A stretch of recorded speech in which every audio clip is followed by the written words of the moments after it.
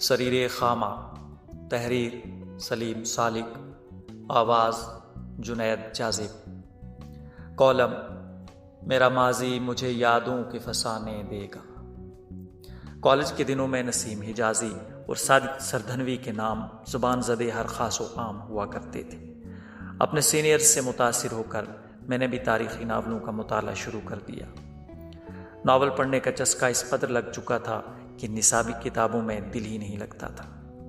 انہی دنوں میں نے کچھ ٹوٹے پھوٹے الفاظ جوڑنے کی کوشش میں کچھ نثری نظمیں تخلیق کیں، لیکن مذاق کا نشانہ بننے کے خوف سے کسی کو دکھانے کی ہمت نہیں جٹا پایا، اس لیے خاموشی سے لکھتا رہا یہاں تک کہ ایک ڈائری مکمل ہو گئی۔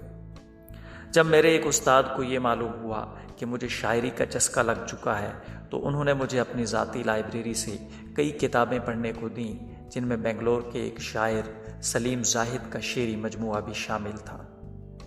جو ہی میں نے کتاب کا سرسری مطالعہ کیا تو مجھے کئی اشعار اچھے لگے۔ میں نے جسارت کر کے اپنے تاثرات ایک پوسٹ کارڈ پر لکھ کر سلیم زاہد کو ارسال کر دیے۔ قریباً 1 مہینے کے بعد سلیم زاہد کا جوابی لفافہ ملا، جس میں انہوں نے بڑی حوصلہ افزا باتیں لکھی تھیں، جن سے مجھ میں اتنی ہمت بندھی کہ میں نے کچھ نثری نظمیں زاہد صاحب کو اصلاح کی غرض سے روانہ کر دیں۔ انہوں نے نظموں کی نوک پلک ہی نہیں سنواری بلکہ کچھ مفید مشورے بھی عنایت کیے۔ اس طرح یہ سلسلہ دیر تک چلتا رہا۔ ایک دن انہوں نے فون پر اطلاع دی کہ میں ریڈیو کشمیر کے مشاعرے کے سلسلے میں کشمیر آ رہا ہوں، امید ہے کہ آپ میزبانی کے شرف سے ضرور نوازیں گے۔ اور پھر وہ دن بھی آیا جب مجھے زندگی میں پہلی بار ایئرپورٹ دیکھنے کا موقع ملا۔ گھر سے ہی ایک بڑے سائز کا کارڈ بنایا اور اس پر فلمی انداز میں جلی حروف سے سلیم زاہد بنگلور لکھا۔ میں اس شخص کو لینے جا رہا تھا جس کو میں نے کبھی نہیں دیکھا تھا، اس لیے یہ خدشہ ضرور تھا کہ میں زاہد صاحب کو پہچانوں گا کیسے۔ جو ہی میں ایئرپورٹ کے اندر داخل ہوا تو پتہ چلا کہ جہاز لیٹ ہے۔ انتظار کی شدت کم کرنے کے لیے میں نے کیفیٹیریا کا رخ کیا۔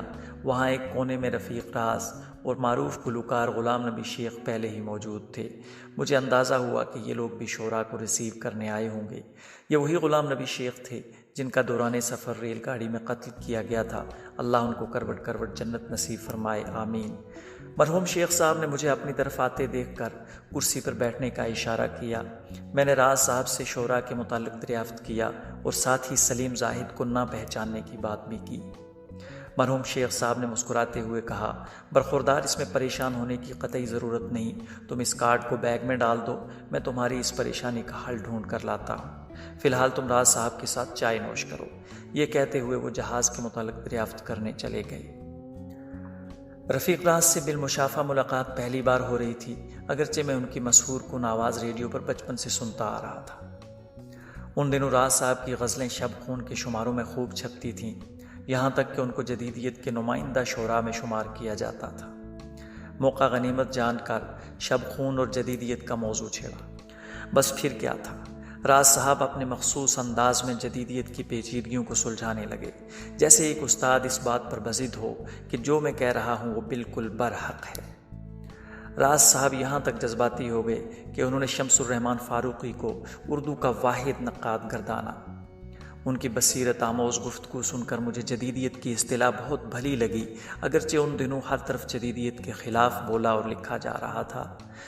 ابھی ہماری گفتگو کسی منطقی انجام تک نہیں پہنچی تھی کہ مرحوم شیخ صاحب نے ہمیں جہاز کی آواز کی طرف متوجہ کیا۔ لوگ خراما خراما جہاز سے اتر رہے تھے اور ہم اپنے مہمانوں کی طرف متوجہ تھے کہ کب وہ باہر آئیں۔ قریباً سب لوگ جہاز سے اتر چکے تھے، لیکن شعراء کرام کا کہیں پتہ نہیں تھا۔